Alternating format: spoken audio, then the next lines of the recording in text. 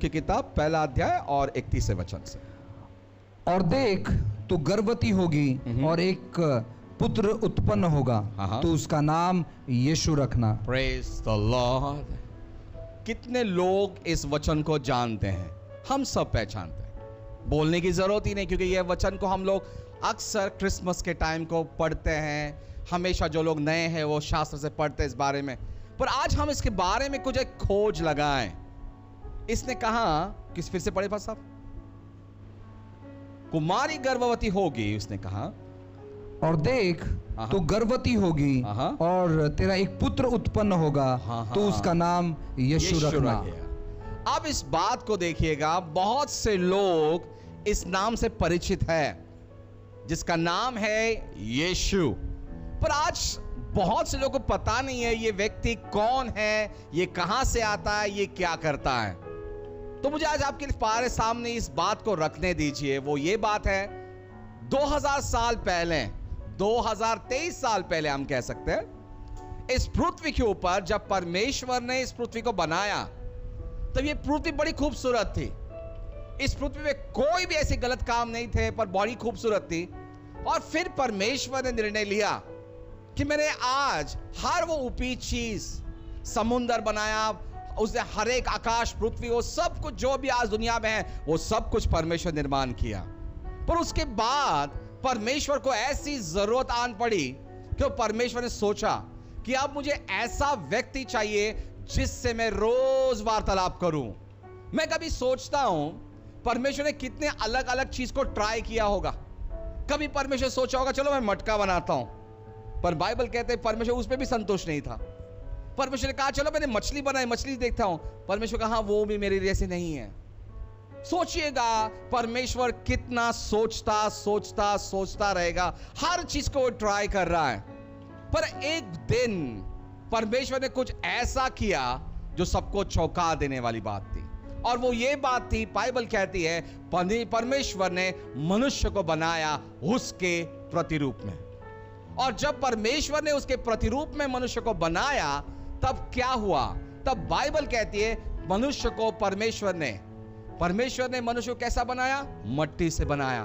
पर बाइबल कहती है जब उसको मट्टी से बनाया तब वो सिर्फ एक छोटा सा पुतला था। पर परमेश्वर सोच रहा था ये पुतला जो है, ये बात जीवित क्यों नहीं है? और परमेश्वर यही दुविधा में था, ये जीवित क्यों नहीं है? तो बाइबल कहती है हमारे परमेश्वर ने उसके अंदर अपनी सांसों को भर दिया और वो जीवित हुआ। और जब वो जीवित हुआ, बाइबल कहती है परमेश्वर इतना खुश हुआ क्योंकि उसको वो व्यक्ति मिला जिससे वो इतना प्यार कर सकता है, जिससे रोज मुलाकात कर सकता है, रोज बात कर सकता है। और उसके उतना ही नहीं प्रियो, परमेश्वर इसके लिए उसके साथ में खुश था क्योंकि जब जब परमेश्वर को याद हुई, परमेश्वर की इच्छा हुई, वो उसको कभी भी मिलने आ सकता था। फिर एक दिन ऐसा आया, बाइबल कहती है हमें कि परमेश्वर ने सोचा कि अब पुरुष जो जिसको मैंने बनाया वो व्यक्ति अभी अकेला नहीं होना चाहिए, इसलिए उसने उसके लिए मददगार बनाया, वो थी स्त्री बनाई। जब परमेश्वर ने ये सब कुछ बनाया तब बहुत कुछ खूबसूरत था। परमेश्वर उनसे खुश था, ये परमेश्वर से खुश थे, और बाइबल कहती है ये सिलसिला चलता रहा। पर अचानक एक दिन ऐसी बात हुई, परमेश्वर ने जो पहला व्यक्ति था उससे वार्तालाप किया और कहा कि आप सारी चीजों के फल खाइए पर ये एक फल खाना नहीं है आपको। और फिर बाइबल कहती है कि पुरुष के दिमाग में वो बात थी। उसके बाद बाइबल कहते हैं 3 अध्याय में कहा गया है कि जब वहां पर एक व्यक्ति आया जिसने किसी का शरीर के अंदर, एक सांप के शरीर के अंदर लूसीफर नाम का व्यक्ति, जिसका नाम शैतान बोलते हम, उसने वो शरीर में प्रवेश किया और उस व्यक्ति हवा नाम के औरत से वो बातें करने लगा।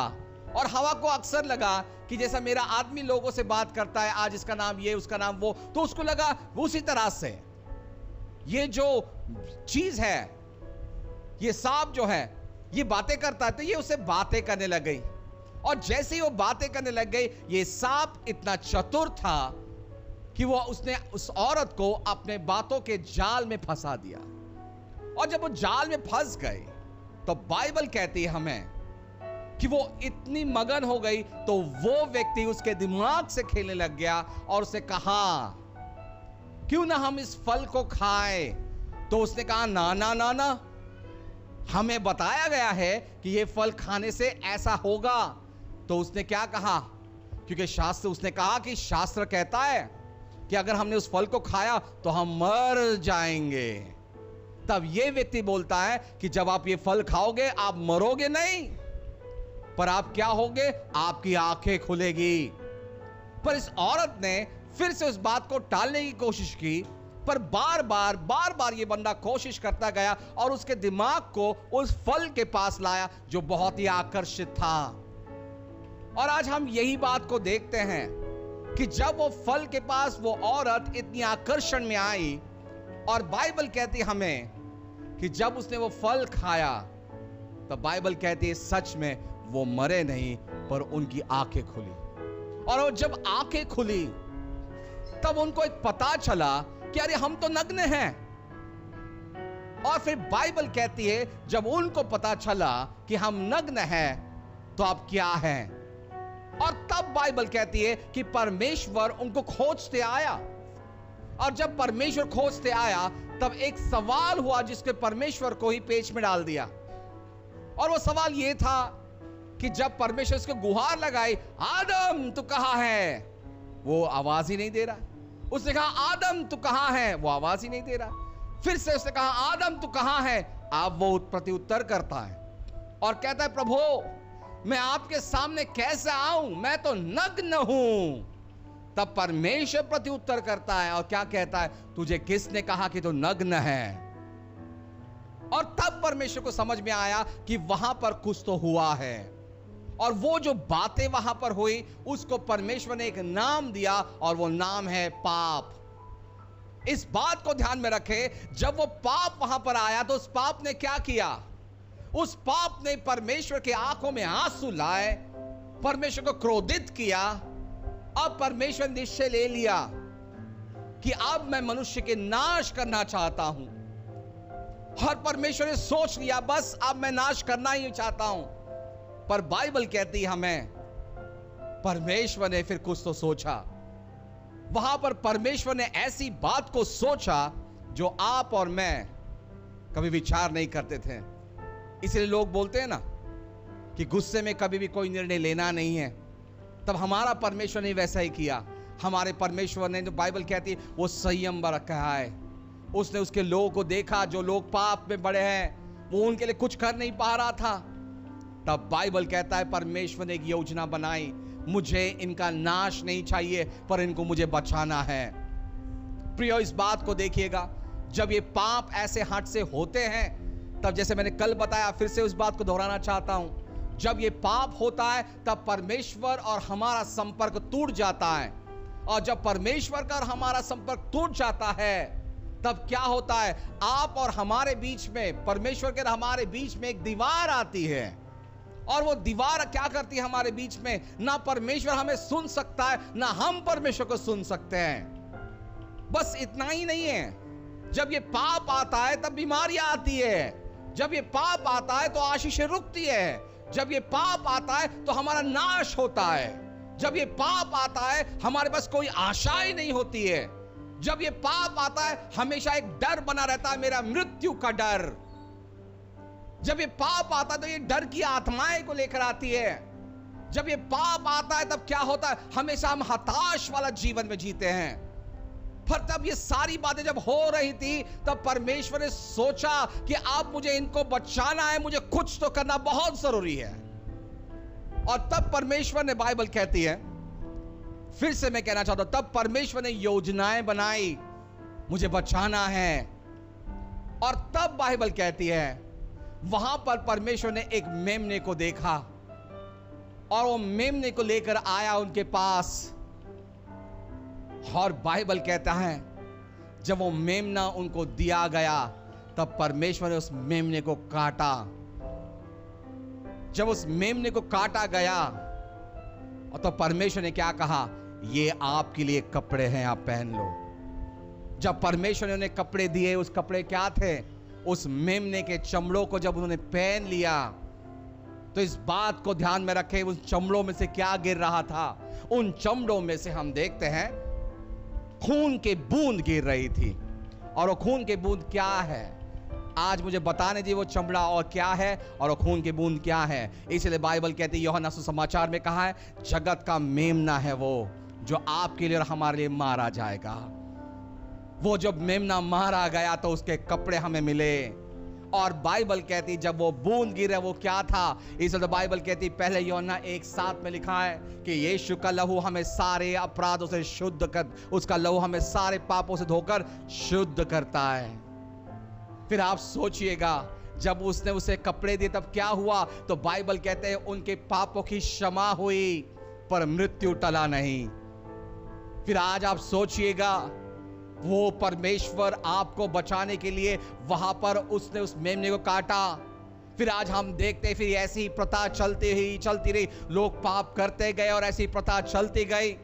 तब परमेश्वर ने सोचा ये बड़ा घिनौनी बात है कि रोजाना लोग पाप कर रहे हैं और मैं बार बार इन चीजों के अंदर मैं खुश नहीं हूं। एक ही बार मुझे कुछ करना है। एक ही बार पर मैं सोचा कि मुझे मनुष्य को वापस मारना नहीं है, मुझे मनुष्य को बचाए रखना है। परमेश्वर इतनी गड़बड़ी में था कि परमेश्वर सोचा मैं कुछ सब्स्टिट्यूट चाहिए। तब बाइबल कहती है, अगर हम उत्पत्ति किताब में अगर 6 अध्याय में पढ़े, 5 और 6, 5वां अध्याय और 6 अध्याय में पढ़े, तो बाइबल कहती है परमेश्वर खोज रहा था, परमेश्वर नीतिमान को खोज रहा था और कोई नीतिमान मिल नहीं रहा था। इंग्लिश बाइबल में कहा गया है कि परमेश्वर ने अपने हाथों को उस मेघ के ऊपर रखा और मेघ से नीचे देख रहा था क्या कोई नीतिमान मिलेगा क्या, पर उसे कोई नीतिमान मिला नहीं वहां पर। फिर आज आप सोचिएगा, कोई भी नीतिमान इस दुनिया में नहीं मिल रहा है। फिर आज हम देखते दुनिया कहां जा रही है। जैसे बाइबल में लिखा है, लोग क्या कर रहे हैं दुनिया के अंदर? लोग शादी कर रहे, शादी करवा के दे रहे, लोग पाप कर रहे और पाप के अंदर लोगों को भागीदार कर रहे हैं। आज आप सोचिएगा, लोग अपने विचारों से पाप, अपने शब्दों से पाप, अपने आंखों से पाप, कहां क्या कर रहे हैं आज लोग? इतना ही नहीं कर रहे लोग, और क्या कर रहे हैं लोग? पाप कैसे कर रहे हैं? गर्व से पाप कर रहे हैं, गर्व से पाप कर रहे हैं। पर उनको यह नहीं पता है कि शास्त्र में लिखा है गिरने से पहले क्या आता है? गर्व आता है। दूसरी बात आज हम देखते हैं, लोग ऐसे बन चुके हैं जो भी कुछ चाहिए वो सिर्फ मुझे ही चाहिए, दूसरे के बारे में हम सोचते नहीं हैं। आज आप सोचिएगा, चर्च यहां पर हम बैठे हैं, जब लोग अगर ऐसे बन चुके हैं, जिसको मैं कहता हूं पोल्यूट हो चुके हैं लोग, जिसको हम कहते हैं कि जो भी कुछ चाहिए वो सिर्फ मेरे लिए चाहिए, मेरे घर के लिए, मेरे लोगों के लिए चाहिए, दूसरों की परवाह नहीं है। तीसरा, लोग आज ऐसे बन चुके हैं, वो आपके साथ मित्र बन के आते जरूर है, पर वो आपकी सक्सेस को नापते हैं। कुछ ऐसे मित्र बन जाते हैं हमारे जो सच में चाहते हैं कि हम आगे बढ़े, कुछ ऐसे मित्र बन जाते हैं जो सिर्फ आपकी योजनाओं को ढूंढते हैं, कुछ ऐसे मित्र बन जाते हैं जो सिर्फ संपर्क में रहना चाहते हैं ताकि कल आपका कुछ बड़ा ओहदा हो जाए या कोई आपका राज्य आए तो मैं सिर्फ आपके द्वारा मैं अंदर एंट्री पाऊं या ना पाऊं। ऐसे मित्र है। और चौथा ऐसा मित्र है जो आपके साथ में खेल खेलते हैं, जो परिवार के जैसे संबंध जरूर रखते हैं, आपके साथ रहने का नाटक करते हैं और हमेशा दिल में बोलते ये आगे नहीं बढ़ना चाहिए। फिर आज आप सोचिएगा, इसीलिए तो परमेश्वर कहता है मेरा आत्मा लोगों के साथ में नहीं रह सकता है। क्यों? क्योंकि उनका दिल कैसा है? वो दिल बड़ा गंदा है। और आज हम कहा के बहुत से लोग कहते परमेश्वर कहां है? मेरे दिल के अंदर है। सोचिएगा, इसलिए तो बाइबल कहती है जो आप खाते हो पीते हो वो आपको खराब नहीं करता, वो जो आपके अंदर से आता है। फिर आज आप सोचिएगा, क्या आज हमारे अंदर है? आज हम बड़े तुरंत हो जाते हैं लोगों की गलतियां दिखाने के लिए, पर बाइबल कहती है हमें, परमेश्वर का वचन कहता है तू दूसरों की गलती निकालने से पहले अपनी आंखों की। आज आप सोचिए, आज हमें हमारी गलती दिखाई वाली पसंद नहीं है। पर आज इस बात को देखिए कि दुनिया का दस्तूर है और एक बात हम कर रहे हैं, आज हम मुंह पर झूठ बोलते हैं और आज हमें पता नहीं है कि आज हम क्या कर रहे हैं। उतना ही नहीं, आज हम दूसरी एक बात करते हैं जो एक बड़ा ट्रेंड चल रहा है आज के दौर के ऊपर, निंदखोर की बैठक। आज हम निंदाएं कर रहे हैं लोगों के बारे में, वो कैसा गिरेगा, कैसा सफल हुआ, अरे वो मुझे पता है वो कैसा करके आगे बढ़ा। पर आज हम ये भूल जाते हैं कि कोई तो हमें देख रहा है। उसके बाद एक नया और एक ट्रेंड आ रहा है, रात भर जागते रहो, दिन भर सोते रहो। आलसपना आ रहा है लोगों के अंदर। और आज हम बोलते रहते हैं लोगों को, आप चर्च क्यों नहीं आते? नहीं, वो क्या ना रात को काम कर रहे थे। फिर आज आप सोचिएगा, ऐसे लोग क्या प्राप्त करेंगे परमेश्वर के पास से? इतना ही नहीं होता है, लोग आज आपके साथ में कंपटीशन करना चाहते हैं और वो कहते हैं मुझे बदला चाहिए। आज एक माफी का दिखावा करते हैं हम कि मैंने आपको माफ किया है। जैसे मैं हमेशा कहता हूं, लोगों में एक आदत है, मैं माफ कर सकता हूं पर आपने जो किया है उसको मैं भूल नहीं सकता हूं। आज लोग ये सारे चीज को दबा कर बैठे हैं, इसने ये किया, उसने वो किया, और जब जब वो हमारे चीजों को, तस्वीर को देखते हैं, वो कोसते हैं। इसे तो दाऊद कहता है, ये मेरे ही लोग थे जिन्होंने मेरे साथ में खाना खाया, उठक बैठक की और जाते वक्त लात उठाकर गए। फिर आज आप सोचिएगा दुनिया में और क्या हो रहा है। दुनिया में एक नया ट्रेंड आ रहा है और वो ट्रेंड है, ये है कि आपको पाप करने की ट्रेनिंग्स दी जाती है और हम उसे क्या कहते हैं? गलती से मिस्टेक। पर आपको ये नहीं पता है, जिस दिन आप पाप करना शुरू करते हो, आप आपकी आयु को कम करते हो। जब आप पाप करते हो, आप शैतान को अपना जीवन पे राज करने देते हो। जब आप पाप करते हो, आप उसे कहते हो कि मुझे आज के तौर पे आप ही मेरे लिए सब कुछ हो। जब हम पाप करते हैं, तब हम परमेश्वर के नाम पे नहीं पुकार पाते। जब हम पाप करते हैं, तब हम एक ही बात करते हैं और वो ये है, मैं बताना चाहता हूं, ये भी एक नया ट्रेंड आ चुका है। लोग क्या करते हैं? सबके सामने धार्मिक का चोला पहन के बैठते हैं। कैसे? देखिएगा, आपके पास से मैं सुनूंगा, यहां से भी मैं सुनूंगा, सामने में ऐसा दिखाऊंगा मैंने कुछ नहीं सुना।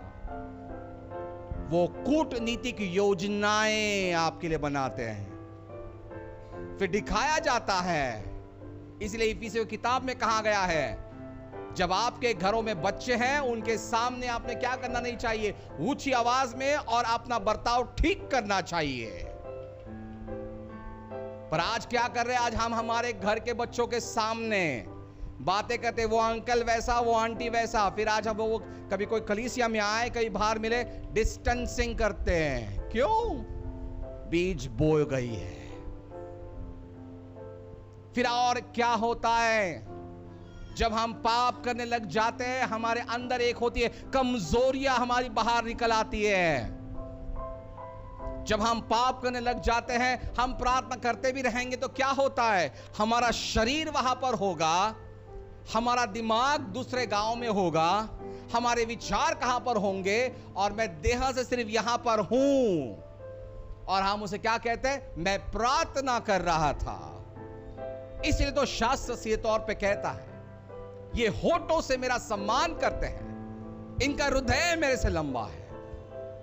फिर आज आप सोचिएगा चर्च, जब आज ये सभाएं जो रखी गई है, सुसमाचार की सभाएं रखी गई हैं, ये सुसमाचार की सभाओं में जब हम आए हैं, यहां पर बैठे हैं, और जो लोग देख रहे हैं, हमें इस बात को जानना चाहिए कि क्या कर रहे हैं हम लोग। इस बात को पहचानिए कि हम जो कर रहे हैं गलत कर रहे हैं। अब भी हमारा संबंध परमेश्वर में ठीक करने का समय है। अगर आज हम हमारे कामों से बदलेंगे नहीं, इसलिए बाइबल कहती, नीति वचन की किताब में वो कहता है, जब तुम आवाज दोगे तो मैं नहीं सुनूंगा, परमेश्वर कहता है। फिर बाइबल कहती हमें, जिस तरह से आपका बर्ताव मेरे साथ होगा वैसे ही मैं आपके साथ बर्ताव करूंगा। बाइबल कहती है, एजिकल की किताब में वो कहता है, परमेश्वर कहता है, मुझे गुस्सा दिलाने का काम करो मत, वरना मैं फिर से ऐसा दौर लाऊंगा, परमेश्वर कहता है, जो कभी आपने देखा नहीं या सुना नहीं होगा। और आज एक बहुत से लोग परमेश्वर के पास आ रहे, सिर्फ जरूरत है इसके लिए, मुझे चमत्कार को नमस्कार करने के लिए परमेश्वर के पास आ रहा हूं। अगर उसने मेरे प्रार्थना को उत्तर दिया तो ही वो मेरा परमेश्वर, अगर वो उत्तर नहीं दे रहा है और वो रुकावट बना रहा है, वो मेरा परमेश्वर नहीं है, मैं दूसरे के पास जाऊंगा। फिर आज आप सोचिएगा, हम कर क्या रहे हैं? ये सब बात कब होती है? जब हम आधा ज्ञान रखते हैं। इसलिए मत्ती किताब में यीशु मसीह ने कहा, आप गलतियां क्यों करते हो? क्योंकि आप मेरे बारे में पढ़ते नहीं हो। फिर आज आप सोचिएगा चर्च, ये एक पाप हमें क्या क्या चीज करवाता है।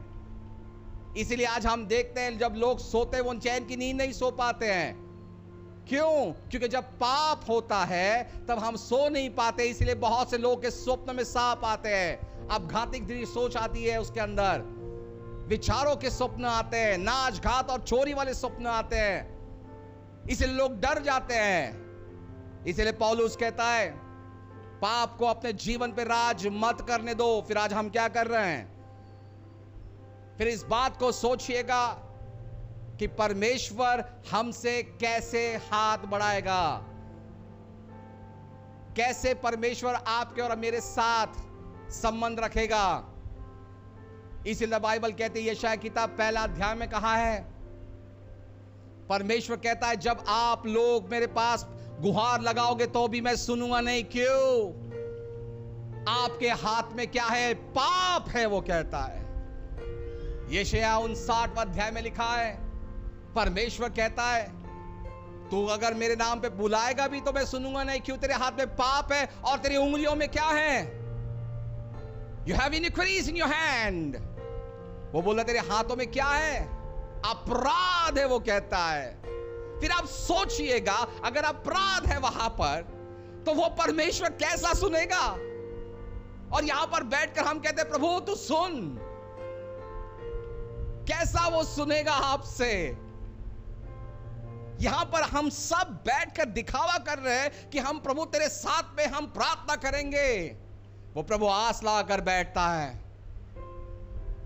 और बाइबल कहती हमें, इतिहास की किताब में वो कहता है, बड़ी गंभीरता के साथ सुनिएगा, इतिहास की किताब में वो कहता है, परमेश्वर आसा को मिलने के लिए गया तो हम क्या करें? आसा का नाम निकालते हैं और आपका नाम डालते हैं।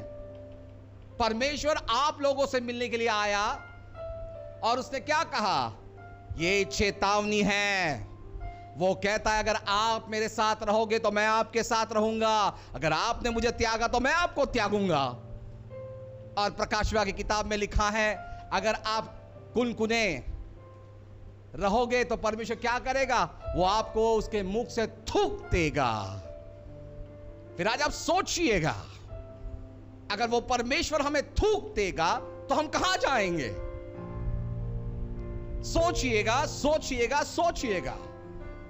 और इस बात को देखिएगा, बहुत से लोग इस शरीर का नाश कर रहे हैं। तो उन लोगों के लिए भी मैं कहना चाहता हूं, ये शरीर पे आपका अधिकार नहीं मेरे भाई मेरी बहन। ये शरीर परमेश्वर का मंदिर है। जो इसका नाश करेगा वो उसका नाश करेगा। इसीलिए बाइबल कहती है कुरिन्थियों की किताब में, जब हम मेज के पास आते तो उसने क्या कहा? जो भी व्यक्ति इस मेज से खाएगा उसने अपना परीक्षण करना चाहिए। अगर हम परीक्षण नहीं करते, वो क्या लाते? दंड ओढ़ कर लाते हैं। फिर आज आप सोचिएगा, अगर हम पढ़ेंगे नहीं, अगर उस मेज के लिए पवित्र जीवन रखेंगे नहीं, अगर 5 मिनट का पश्चाताप नहीं चलता है, आपके 5 मिनट की प्रार्थना परमेश्वर को कोई फर्क नहीं पड़ता है। आपका 5 मिनट का पश्चाताप परमेश्वर के लिए कुछ नहीं है। आपको सोचना है, समझना है, वो परमेश्वर है जो आपसे बातें कर रहा है। तो अगर आज हम इस सुसमाचार को सुन रहे हैं तो जान लीजिए परमेश्वर कितना उत्साहित है आप लोगों के लिए। पर जब गलतियां होती तो कितने लंबे हो जाते हम। इस बात को देखिएगा, जब हम पाप करके अंदर जीना शुरू कर देते हैं तब आप प्रार्थना नहीं कर पाओगे, सिर्फ शब्द बोलना शुरू करोगे। और जब हम पाप में जीते हैं तो और क्या होता है, तब एक बात होती है और वो ये है, हम कहने लगते हैं लोगों को, मैं कितना भी करूं, प्रार्थना करने की कोशिश कर रहा हूं पर प्रार्थना होती नहीं। क्यों? क्योंकि फिर से लोग शास्त्र भाग को उठा के रखते हैं। क्या कहते हैं? आत्मा उत्सुक है पर शरीर क्या है? जोर से। फिर आज आपको सोचना है, हमने इस शब्दों का प्रयोग ही नहीं करना चाहिए, मैं तो कहता हूं। इसे तो दाऊद कहता है, मुझे बहुत अच्छा लगता है जब लोगों ने कहा आए हम परमेश्वर के घर चले। क्यों इतना उत्साहित है दाऊद? दूसरे बात में बाइबल कहती है हमें परमेश्वर उसके मंदिर के अंदर है। मैं एक गांव गया था, वहां पर मैंने इस बात को देखा, ये वचन मेरे दिमाग में ही बैठ गया। वहां पर उस कलीसिया के ऊपर देखा, मैं शौक था। आज आप और मैं इस बात को सोचना चाहिए, अगर ये प्रश्न अगर परमेश्वर हमें पूछता है तो। वो कहता है बैलों को खेतों में सम्मान है, और सेनाधीश परमेश्वर कहता है मेरा सम्मान कहां है? क्या उत्तर है आपके पास? वो कहता है बैलों को खेतों में उसका सम्मान है, मेरा सम्मान कहां है? परमेश्वर कहता है। और जो लोग प्रार्थना नहीं करते हैं, जो पाप में अपना जीवन बिताते हैं, वो जमीन पे खड़ कर परमेश्वर को दोष लगाते हैं और फिर कहते कहां है तू? मेरी विनती क्यों नहीं सुन रहा है? और फिर वो जो लोग परमेश्वर के पास आते हैं उनको भी वो पाप में गिराते हैं। कैसा? बड़ा सिंपल है। कितनों को लग रहा है सही चल रहा है? कंटिन्यू रखें। Praise God. लोगों को पाप में गिराते हैं। कैसे? इसके बारे में बोल, उसके बारे में बोल, ये गलत है, वो ऐसा है, वो वैसा है। पर इस बात को ध्यान में रखें, बहुत से लोग, जैसे योग की किताब में कहा है, जोब की किताब में लोग, बाइबल कहती है हमें कि हम परमेश्वर को सवाल पूछते हैं, मैंने इतनी दुआएं की, क्या लाभ हुआ मुझे तेरे पास आकर? हाँ, वो कहता है क्या लाभ होगा तेरे पीछे आकर? फिर आज आपको सोचना है, प्रार्थनाहीनता ये इतना भयंकर कारण बन जाता है जो हमें लोगों के दोष दिखाना शुरू करता है। यूहन्ना सुसमाचार में लिखा है, तुम किसी के दोष ना निकाल तो कोई तुम्हारे दोष ना निकाले। कौन है हम? दोष के ठेकेदार हैं क्या? इस बात को सोचिएगा। जब हम लोगों के दोष निकालते हैं, इसीलिए तो बाइबल कहती है, दाऊद कहता है अगर हमने हमारे अपराध को छोड़ा नहीं तो हमारे पाप हमें ढूंढ के निकालेंगे। फिर आप सोचिएगा क्या कर रहे हो। इसलिए तो बाइबल कहती है जो आप अंधकार में करोगे उसको परमेश्वर प्रकाश में जरूर लाएगा। और जब हम पाप करते रहते हैं तब हम क्या करते हैं? अंधकार में चलते हैं। और जब अंधकार में चलते हैं, मत्ती किताब में लिखा गया है आपके अंदर का प्रकाश बाहर गिरना चाहिए, वो कहता है। और बाइबल कहती है आप जगत के प्रकाश हो, पर जब पाप करते हैं वो प्रकाश टिमटिमा हो जाता है। और जब वो प्रकाश टिमटिमा हो जाता है, उसके बाद क्या होता है? जब वो प्रकाश ही टिमटिमा वाला हो जाएगा तो समझ लेना कि हमारा जीवन हम अंधकार में बिता रहे हैं। इसलिए तो बाइबल में लिखा है लोग रात भर सोचते हैं मुझे कमाना है, लोग रात भर सोचते मुझे कुछ ना कुछ करना है, पर बाइबल से क्या कहती है? सारी बात, पृथ्वी के नीचे की सारी बात कैसी है? व्यर्थ है, वो कहता है। फिर आप सोचिएगा मैं बार बार ये शब्द का प्रयोग क्यों कर रहा, आप सोचो। क्योंकि मैं जानना चाहता हूं, क्योंकि बाइबल कहती है हमें प्रकाश वाक्य किताब में, जिसको कान है वो क्या है। फिर आप सोचिएगा, अगर हम पढ़ते ही नहीं तो कैसे सुनेंगे। अब इस बात को जानना है, अगर हम सुनने वाले नहीं रहेंगे तो हमारा जीवन कैसे आशीषित रहेगा। तो यही कारण के वजह से परमेश्वर ने एक अर्जेंसी बुलाई और परमेश्वर ने कहा मुझे ये सारी बातों का अंत करना है, पर उसका उपाय क्या है। तब परमेश्वर ने बहुत सी बात को सोचने के बाद एक निर्णय लिया, और यशायाह की किताब में कहा गया है, तब परमेश्वर ने एक बात कही और कहा, इस दुनिया के लिए कौन जाएगा। वहां से कोई भी खड़ा नहीं हो रहा था, कोई खड़ा नहीं हो रहा था। और तब वहां पर एक व्यक्ति खड़ा होता है और वो कहता है मुझे भेज। आप सोचिएगा, जब उसने कहा मुझे भेज, उस परमेश्वर को उस आवाज पहचानी सी लगी, और वो कोई आवाज नहीं थी, वो स्वयं परमेश्वर के पुत्र की आवाज थी, और उसने कहा मुझे भेज। सोचिएगा, आज दुनिया में इतने बड़े अपराध हो रहे हैं और उसके लिए आपके पुत्र को देना है, आपको कैसा लगेगा। एक धक्का लगेगा, अब हड़बड़ा जाओगे, मेरा पुत्र क्यों, किसी और के लिए क्यों नहीं। यह सोचने जैसी बात है। तब परमेश्वर ने क्या किया होगा। आपका पुत्र को देना है तो आपको कैसा लगा होगा, सोचिएगा। कल अगर कोई बनता है, भाई मैं कल तेरे बच्चे को मारने वाला हूं, आप क्या बोलते, हाथ लाके दिखा। आप चुप बैठे हो क्या, आप एक्शन करोगे। पर यहां पे स्वयं परमेश्वर का पुत्र बोलता है मुझे भेज। कौन अपने दिल के कलेजे को बोलेगा प्लीज। मैं आज भी जानता हूं, जब पहली बार जब मैं विदेश यात्रा कर रहा था, मेरे घर में रोने वाले लोग आ गए थे, ऐसे रो रहे थे, अब मेरा लड़का बाहर जा रहा है, कितने साल के बाद देखूंगा, कब मिलूंगा। कोई एयरपोर्ट नहीं आया छोड़ने के लिए, क्यों, वो रोना वो महसूस कर रहे थे।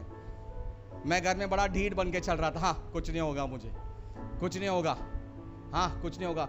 जब मैं वो बिजनेस क्लास के इसमें मैं बैठा, जब तक इंडिया में प्लेन था तब तक कुछ नहीं लगा, घमंड बन गया था, कुछ नहीं होगा मुझे।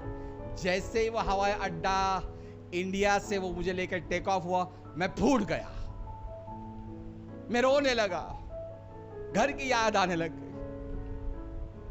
क्योंकि जो घर में हम कर सकते वो वहां पर नहीं कर सकते। मैं वो रुबाब भूल गया था, सॉक्स यहां पर तो जूता कहां पर, तो शर्ट किधर, 25 पे म्यूजिक सुनना है, धम मर्दिंगा करना है, ये खाना बराबर नहीं, ऑर्डर करो, रुबाब। पर जब मैं वहां पर पहुंचा, मेरी सारी हेकड़ी एक दिन में निकल गई। जब मैं वहां पहुंचा, लोगों ने रिसीव किया, घर में लाया, और देखता तो क्या है, लोग 5 बजे घर छोड़कर निकल चुके, मैं अकेला घर में बैठा हूं। वॉशिंग मशीन कैसे ऑन करना है वो पता नहीं है, आयनिंग कैसे करना है वो पता नहीं है। वहां पर लिखा था नोट के ऊपर, चिकन फ्रिज में है, please make it and have it. हाँ, ये क्या शॉट है। मैंने चिकन, मैंने हाँ कोई बात नहीं, मैंने सोचा मेरी माँ कुकर में चिकन बनाती है। दिमाग, क्योंकि हम लोग हमेशा देखते हैं गोश्त जो है कुकर में ही बनता है। और मैं शाहू साहब को धन्यवाद देना चाहता, आज इन्होंने मुझे अब्राहम से मिलाया, गोरा अब्राहम था, प्रेज़ द लॉर्ड। कल मैं काले अब्राहम से मिलने वाला हूं। हाँ, 3-4 दिन से मैं सहारा से मिला, देबोरा से मिला, कल रात को मैं पॉल से मिला, आज मैं अब्राहम से मिला हूं। माइट भी आज रात को मैं किसी और से भी मिल सकता हूं, जोएल से कल मिलूंगा, है ना। फिर इस बात को सोचिएगा, जब मैं वहां पर गया, वो सब हेकड़ी निकलने के बाद सर को हाथ लाकर बैठा, मैं किसको बुलाऊं, किसको बुलाऊं। इधर मैं मेरे बहन को कुछ भी बोलता था, और रुबाब रहता ना घर में। वहां पर जाके पता चला अकेला जीवन डेंजर है। अरे कब खुद के कपड़े धोने को नहीं आ रहा है। यहाँ पे बाप को बोलता था इस्त्री सीधा कर, सीधा इस्त्री कर, रुबाब। मुझे आज भी वो क्रीसलेस चीज पसंद नहीं है, रुबाब, कोट पहनना पसंद है, वॉच। वहां पर सब हेकड़ी निकल गई। शाम को 6 बजे तक मैं रास्ता देखता हूँ, कब जेनिफर आएगी, कब खाना मिलेगा। वो मुझे बोलती क्या हो गया, खाना नहीं। अब मैं उसको कहाँ बोलूँ, मुझे आता नहीं। मैं मेरा उपास है, और उस औरत ने उसी बात को पकड़ के बैठा, मैं जहां भी गया, नहीं पास्टर को देने ने उनका उपास है। मैं बोला what the hell this is. आप सोचिएगा, उसी तरह से जब आपके कलेजे के टुकड़ों को आपने अपने हाथ में बड़ा होता देखा है और वो ऐसे मुकाम पे जब पहुंचता है आसमान में, तब डर लगता है।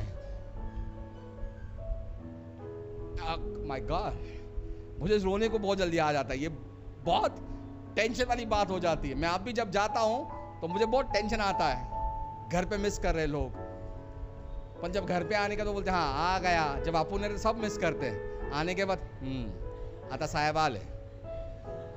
हाँ, जब मैं यहाँ से भी निकलता हूँ मुंबई से, तो मुझे पहले बोलना पड़ता, हाँ मैं बैठ चुका हूँ, कितनी बार से बनी है ना, ये टाइम को। ऐसा शांत का वातावरण होता है, जैसे घर में कभी कुछ हुआ ही नहीं। फिर हल्लो हल्लो न्यूज़ आना शुरू होती हैं। पर उस बात को बाजू में रखते हैं, बताना चाहता हूँ परमेश्वर का कितना दुखा होगा जब उसके लड़के ने वो हाथ उठाया। अपन बोलते हैं ना, जो भी हो ना दूसरे को, मेरे को क्या करना है, मेरे बच्चों को नहीं। पर जब आपके परिवार से लड़का उठता है, बोलता है मुझे करना है, आपका हृदय आपके मुंह में आ जाता है। सोचिएगा, वो पिता अपने उस बच्चे को लेकर बैठा होगा, उसको हर एक बात समझाता होगा। देख, पृथ्वी पे ऐसे घिनौने चीज हो चुके हैं, तुझे समझ में आ रहा है। उसे सारी इंस्ट्रक्शन दी होगी और फिर उसने कहा होगा, देख पृथ्वी पे ऐसे भी लोग हैं, वैसे भी लोग हैं, सारी बात की जानकारी दी होगी। पर प्रॉब्लम पिता को क्या हो रहा था मालूम है? उसकी फिर भी इच्छा नहीं थी कि उसे नीचे भेजना है। फिर उसने बोला ठीक है। फिर भी वो देख रहा था कि उसका बच्चा तैयार है क्या नहीं है, या आखिरी मोमेंट को पीछे हो जाता है। वो बोलता नहीं मुझे और बता, और क्या करना है। ये उत्साहित है, पर उसका बाप बोलता तुझे पता नहीं तू किस चीज के लिए हाँ बोल रहा है। वहां पर बैठकर उसने हाँ बोल दिया। फिर बाइबल कहती है उसने एक योजना बनाई उसको पृथ्वी भेजने के लिए। सोचिएगा, स्वयं परमेश्वर के पुत्र को पृथ्वी पे आने के लिए कौन रोक सकता है? पर उसने कहा वैसा नहीं चाहिए मुझे, लोगों को पता चलना चाहिए। इसलिए उसने क्या किया, उस पुत्र को मानव शरीर धारण करके भेजा। और जब मानव शरीर धारण करके भेजा तो बाइबल कहता है उसी के लोगों ने उसे स्वीकारा नहीं, नकारा उसको। पर मैं आपको बताना चाहता हूं, ये जो परमेश्वर का पुत्र जो आया यहां पर, वो क्यों आया? वो इस दुनिया में इसलिए आया, जो आपका और उसका संबंध टूट चुका था वो जोड़ने के लिए आया। ये परमेश्वर का पुत्र जिसने इस पृथ्वी पे जन्म लिया, एक मानव रूप से वो क्यों आया? वो इसलिए आया ताकि आप और मैं परमेश्वर से फिर से प्यार करें। और वो दिखाने के लिए आया कि परमेश्वर ने जगत से इतना प्यार किया है। उस परमेश्वर ने इस पुत्र को इसलिए क्यों भेजा इस पृथ्वी पे? उसने इसलिए भेजा ताकि उसके मार खाने से आप चंगे हो। परमेश्वर ने इस पुत्र को इसलिए इस पृथ्वी पे भेजा ताकि आप नरक में न जाए पर सार्वकालिक जीवन हो। परमेश्वर ने उसके पुत्र को इसलिए भी भेजा है ताकि जो बीमार है वो हमेशा चंगे रहे, स्वस्थ रहे। परमेश्वर ने उसके लोगों के लिए क्यों भेजा उसको यहां पर? वो इसलिए भेजा जो गरीब है, जो अंधकार में बैठे हैं, उनको वो प्रकाश दिखना चाहिए। इसलिए तो शास्त्र कहता है उठ प्रकाशमान हो क्योंकि प्रकाश तेरे पास आया है। मुझे बताने दीजिए, जो लोग पाप में बैठकर सोच रहे थे कि अब हमारा अंत आया है, उनके लिए उसने क्या लाया? इसलिए तो बाइबल कहता है धन्य है वो चरण जो हमारे खुशखबरी लाते हैं। तो आज सोचिएगा चर्च, वो यीशु आज पृथ्वी पे क्यों आया? आज आप सोचिएगा, वो इसलिए आया ताकि आपका परिवार रहे। इसलिए उसने पहला चमत्कार क्या किया? पानी का द्राक्षरस किया। किसके बीच में? परिवार के लिए किया। अगर वो पानी का द्राक्षरस कर सकता है तो वो आपके पाप के जीवन को नया जीवन बनाने की भी ताकत रखता है। इतना ही नहीं, बाइबल कहता है जिनके साथ उसने संबंध रखा वो संबंध निभाना जानता है। तो बाइबल कहता है उस वक्त पतरस की जो सास थी वो बीमार थी, तो अगर वो उसको चंगा कर सकता है तो वो आज आपके घर में भी आके आपके लोगों को भी चंगा कर सकता है। उतना ही नहीं, जो परमेश्वर उस चट्टानों के ऊपर बैठकर, चट्टाने जो है उसका, चट्टानों का अर्थ होता है आपकी और हमारी समस्याएं, उसके ऊपर बैठकर वो प्रवचन कर रहा है। और बाइबल कहते हैं लोग मगन हो गए, और जब वो प्रवचन करता है तब क्या होता है, तब बाइबल कहती है तब सबको नया जीवन मिलता है। इसलिए मत्ती किताब में लिखा गया, धन्य है वो लोग जो धार्मिक के भूखे हैं, वो तृप्त होंगे। वहां पर बाइबल कहती है उतना ही नहीं, जितनों ने उसके प्रवचन को सुना, वहां पर एक कोढ़ी व्यक्ति था। सोचिएगा, एक कोढ़ी व्यक्ति, पुराने जमाने में ऐसा था, अगर कोई कोढ़ी व्यक्ति वहां पर बैठा है, उसने जोर शोर से चिल्लाना है, मैं अशुद्ध हूं, मैं अशुद्ध हूं, मैं अशुद्ध हूं। सोचिएगा, ये देखता होगा लोगों के जीवन में खुशखबरी और कहता है मैं तो कोढ़ी हूं। और बाइबल कहता है यीशु वहां पर बैठकर उस चट्टान पर प्रवचन कर रहा है, और बाइबल कहता है वो कोढ़ी वहां पर आता है, उस वचन को सुनता है और वो स्वस्थ हो जाता है।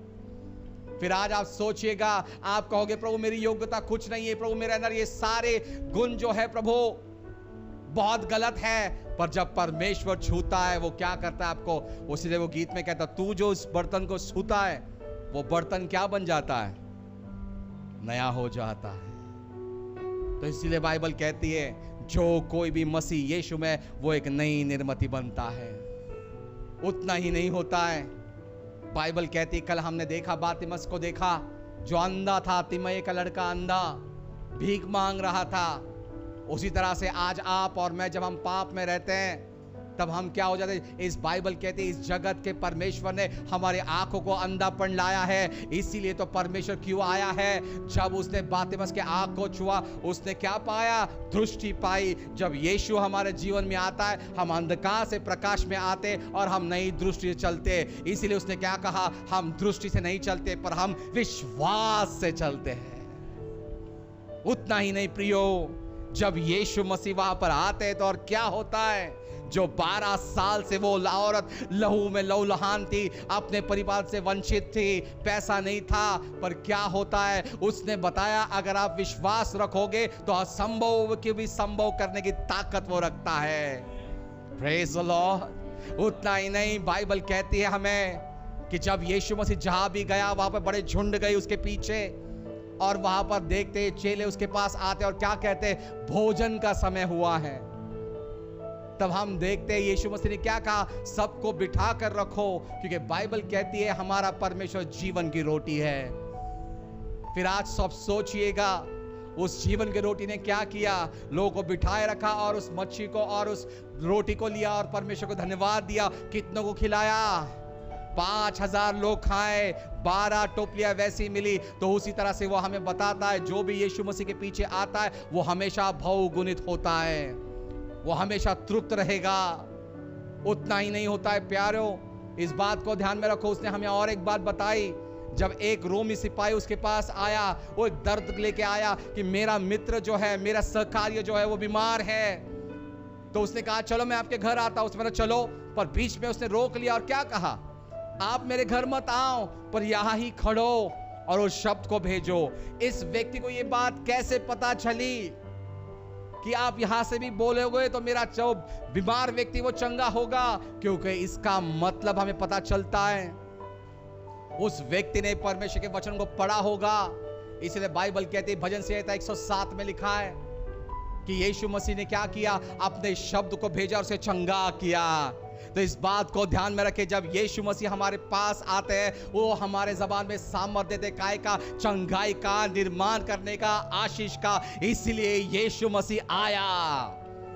इतना ही नहीं, यीशु और कौन सी चीज के लिए हमारे पास आया। जब आप कहते हो प्रभु मेरे पास ज्ञान नहीं है, तो वो ज्ञान की आत्मा बन के आता है। जब आप कहते हो प्रभु मेरे और से कोई लड़ने वाला नहीं, तो वो कौन है, वो हमारा लड़ने वाला बनता है। जब हम कहते हैं हम निर्बल हैं, तो वो कहता मैं तेरा बल हूं, मैं तेरा ऊंचा गढ़ हूं। जब हम रोते और कहते हैं प्रभु मेरे लिए कोई अच्छी बात नहीं हो रही है, मैं असफलता में डूबता जा रहा हूं, तब परमेश्वर क्या कहता है, रात भर आंसू होते और खुशखबरी सवेरे आती है, वो कहता है। इसलिए तो बाइबल कहती है वो कौन है, वो प्रभात का तारा है। इस बात को ध्यान में रखें। इसीलिए तो आज वो परमेश्वर क्या कहता है, जब हम कहते हैं प्रभु मेरे दिन अभी खत्म हो रहे, मेरी उम्र होते आई, प्रभु अब मैं मरने के कगार पे हूं, प्रभु मुझे डर लग रहा है, क्या होगा? तो उसने क्या कहा? डर मत, युग के समाप्ति तक तेरा परमेश्वर तेरे साथ चलने वाला है। जब हम कहते हैं मुझे मदद कहां से नहीं आ रही है, तब वो परमेश्वर खड़ा होकर क्या कहता है? मैं आपकी मदद की गुहार हूं, वो कहता है। जब हम कहते प्रभु मेरे पास आज पैसा नहीं है, मैं आज बड़े दुविधा में चल रहा हूं, मेरे पास कुछ नहीं है प्रभु, सब कुछ खत्म हो चुका है, तब वो परमेश्वर क्या कहता है? तेरा परमेश्वर तेरी सारी जरूरतें मसीह यीशु के अंदर पूर्णता में करेगा। वो यीशु क्यों आया यहां पर? वो यीशु इसलिए आया यहां पर इस पृथ्वी के ऊपर, ताकि वो दिखा सके कि जो विश्वास करता है वो इस दुनिया को उलट पुलट कुछ भी कर सकता है। फिर आज आपको और हमें सोचना है, ये यीशु मसीह जिसको परमेश्वर के पुत्र को यहां भेजा गया इस पृथ्वी के ऊपर, क्या करके सोचते हैं हम उसे, क्या बोल कर लेते हैं? एक गवाही को पेश करना चाहूंगा आपके सामने। अमेरिका के अंदर बड़ा, आज अपने भारत देश में मेट्रो है, वहां तो बहुत पुरानी चीज है ये, वहां पर एक रेलवे ट्रैक था और एक ब्रिज है, और उस व्यक्ति का काम सिर्फ इतना है कि बटन दबाना है, ब्रिज गिराना है, और बस ट्रेन जाएगी, ट्रेन गई, बटन दबाना है, ब्रिज फोल्ड होगा और ताकि नीचे समुद्र से जहाजें जाएंगी। एक दिन ऐसा हुआ, उस व्यक्ति ने अपने पत्नी से कहा कि आप घर आओ। तो उसने कहा घर क्यों आऊं? तो बोले एक काम कर, वैसे भी अभी ये शुक्रवार है, मुझे छुट्टी मिलेगी, 12 बजे मुझे छुट्टी हो जाएगी, एक काम करो बच्चों को लेकर सीधा मेरे काम पर आ जाओ। तो बोले ठीक है। तो जैसे ये वो काम पर आए, ये दोपहर से ये एक साथ बैठकर बातें कर रहे, इतने मगन हो गए ये दोनों हस्बैंड वाइफ बात करते करते में। वो छोटा लड़का इतनी बड़ी चाक है, उस चाक में वो खेल रहा है, और ये दोनों भी इतनी बात में मगन होते हैं, और अचानक से इतनी बात इतनी गहराई तक हो जाती है। उस तौर के पर एक सिग्नल आता है, एक हरी लाइट जो है वो चल जाती है, और वहां कहता है कि भाई ब्रिज डालो, ब्रिज डालो, ब्रिज डालो, गाड़ी आ रही है, ब्रिज डालो। और ये बातें कर रहा है, इतने मगन हो रहे, और हंसते हंसते ये ब्रेक बटन दबा देता है, और जब बटन दब जाता है, वो एक मशीन का पहिया शुरू होता है बड़ा, दूसरा पहिया होता है, तीसरे पहिए पे क्या है? तीसरे पहिए पे उसका लड़का वो बड़ी चाक के साथ गाड़ी खेल रहा है। वो जैसे ही पहिया शुरू होता है, वो पहिए के बीच में वो लड़का खड़ा होता है, वो पहिए के अंदर उसका लड़का घुस जाता है। वो पहले लड़के का सर ने हाथ गया, फिर सर गया, वो लड़का बोला पप्पा मुझे बचाओ, पप्पा मुझे बचाओ, पप्पा मुझे बचाओ। और ये बाप वहां खड़ कर कुछ नहीं कर पाया। क्यों? क्योंकि वो एक चाक से दूसरे चाक में वो एकदम बच्चा जो था पूरा खत्म हो चुका था। तो वहां पर बहुत से लोगों ने आए, बच्चे की जब शरीर को निकाला गया, वो इतने टुकड़े हो चुके थे, उसकी मां होश खो बैठी, और सारा दोष उसके पति पे आया। कैसा पति है तू, तेरे वजह से मेरा बच्चा मरा। जब उसकी अंतिम क्रियाएं करी गई, तब सभी लोग चर्च के भी बोल रहे कैसा क्रूर बाप है तू, जो अपने बच्चों को बचा नहीं सका। वो वहां पर बैठ के रोया नहीं, कुछ नहीं, वो शांत बैठा वो बाप। और वो और लोग आए, दोष पे दोष, आरोप पे आरोप। दूसरे दिन काम पर वो आया, और काम के लोगों ने प्रेस कॉन्फ्रेंस बुलाए और कहे कि इसका जिम्मेदार ये है, इनसे पूछो। तब वहां पर एक प्रेस रिपोर्टर ने कहा कैसा घटिया बाप है तू, जो अपने बाप बच्चे को नहीं बचा सका। मैं रहता तो मेरे बच्चे को पहला बचाता था। सबकी बात सुनने के बाद ये पिता वहां पर उठ कर कहता है हो गया सबका? उसने हो गया। बोले अब मैं बोलता हूं। उसने कहा आप सोचिए, एक को बचाने के लिए हजारों की जान नुकसान में नहीं डाल सकता हूं। उसी तरह 2000 साल पहले एक आदमी को बचाने के लिए परमेश्वर ने अपने एकलौते पुत्रों को भेजा, और इतने सारे लोग आज बचे मिले हैं यहां पर। फिर आज आपको और हमको सोचना है, उस बलिदान को याद करना है कि अगर आज वो सूली पे जब चढ़ा तो किसके नाम पे चढ़ा? वो आपका। जैसे एक गीत कहता है, वो गीत कहता है, जिस क्रूस की क्या बात है, जिस पर मेरा नाम लिखा था, पर वो ऊपर चढ़ा, उस पे मेरे नाम के कितने सारे कंप्लेंट्स लिखी थी, पर यीशु ने उस लहू के द्वारा सब कुछ पोंछ दिया और आज मैं निर्दोष खड़ा हूं। तो आज आइए अपनी आंखों को बंद करें, सभी लोग बंद करें, अपनी नजरें परमेश्वर के पास लगाएं। और मैं उन लोगों को मौका देना चाहता हूं जो हमें देख रहे हैं इस वक्त। हम बंद नहीं करना चाहते जब तक आप यीशु के पास आते नहीं हो तब तक। जो लोग देख रहे हैं, मैं चाहता हूं कि आप आपके मन की तैयारी करें। जो सुन रहे हैं इस वक्त, वो भी आपके मन की तैयारी करें। जैसे ये लोग प्रार्थना में रहेंगे, जो लोग देख रहे हैं, आज हम प्रार्थना करते हैं कि आज आप लोग जो हमें देख रहे हैं, अगर आज आप वो जीवन में जीते हो तो परमेश्वर जो है वो आपको क्षमा करने की ताकत रखता है। जान लीजिए, परमेश्वर आपको निमंत्रण देता है। अगर आपका और यीशु की पहचान नहीं तो आज रात इसी वक्त आप जान लीजिए कि परमेश्वर आपके लिए क्या कर सकता है। आइए अपनी आंखों को बंद करें। Praise the Lord. फिर एक बार मैं पास्टर मनोज साहू आपका स्वागत अभिनंदन करता हूं। प्रियो, मैं विश्वास करता हूं कि इस चैनल के माध्यम से आप सभी लोग ब्लेस होते चले जा रहे हैं। हम चाहते हैं कि आप हमें सहयोग करें अपने प्रार्थनाओं के ज़रिए। जो सभा हम कर रहे हैं, जो वीडियोस हम बना रहे हैं, आने वाले दिनों में बहुत सारी चीज़ों के बारे में हम योजना कर रहे हैं, बहुत सारे क्लासेस के बारे में हम योजना कर रहे हैं, बहुत सारे ऑनलाइन क्लासेस के बारे में हम योजना कर रहे हैं, बहुत सारी चीज़ों को हम प्लान कर रहे हैं, जहाँ पर सोल विनिंग होगा, डिसाइपलशिप होगा, बाइबल ट्रेनिंग होगा। इन सारे चीज़ों के बारे में हम योजना कर रहे हैं। और मैं आपसे कहना चाहता हूँ ना कि आपके प्रार्थना की ज़रूरत हमें। आप हमारे लिए लगातार तौर पर प्रार्थना करते चले जाएँ, हमारे लिए, हमारे पूरे आज़ादी टीम के लिए। साथ ही साथ किसी भी तौर पर अगर आप हमें सपोर्ट करना चाहते हैं अपने पैसों के द्वारा, तो नीचे दिए गए नंबर पर आप हमें संपर्क कर सकते हैं। और डिस्क्रिप्शन में जो अकाउंट नंबर दिया है, आप हमें अपने पैसों के द्वारा मदद कर सकते हैं। कोई भी धनराशि है ना, आप उनके द्वारा हमें ब्लेस कर सकते हैं। चाहे वो छोटी धनराशि हो, चाहे वो बड़ी, आप हमें सहयोग कर सकते हैं, ताकि हम इस प्रोग्राम को हम आगे लेकर जा पाएँ और उन पैसों के इस्तेमाल करते हुए हम कई सारे लोगों तक हम पहुंच पाए और परमेश्वर के राज्य को आगे बढ़ा पाए। God bless you. प्रभु आपको आशीष करे। अगर आप इस सेवकाई के द्वारा ब्लेस है तो मैं चाहता हूं कि जो व्हाट्सएप नंबर आपको दिया गया है, आप वीडियो रिकॉर्डिंग कर आप हमें भेज सकते हैं और बता सकते हैं अपनी गवाही कि कैसे परमेश्वर इस चैनल के माध्यम से आपको ब्लेस कर रहे हैं। सो गॉड ब्लेस यू।